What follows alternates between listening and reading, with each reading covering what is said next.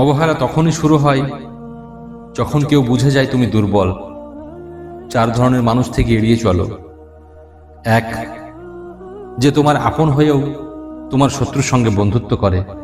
2, উপকারের পর যে ভুলে যায়। 3, কিছু ধার নেওয়ার পর যে ছলনা করে। সবশেষে যে বিশ্বাসঘাতকতা করে।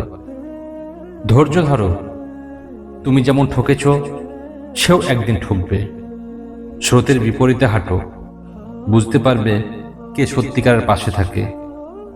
এই শহরে টিকে থাকতে হলে নিজেকে শক্ত করে গড়ে তুলতে হবে, কারণ সরল মানুষদের সবচেয়ে বেশি ঠকানো হয়।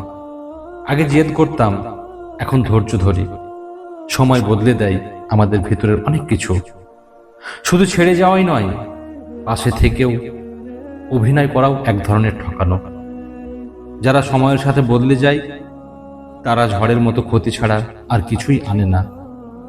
সত্য বললে যদি প্রিয়জন দূরে সরে যায়, বুঝে নিও তারা প্রিয়জন নয়, তারা ছিল শুধু আবর্জনা। সবাই পাশে থাকলেও সবাই সঙ্গী নয়। স্বার্থের জন্য পাশে থাকা মানুষ কখনো সত্যিকারের বন্ধু হতে পারে না।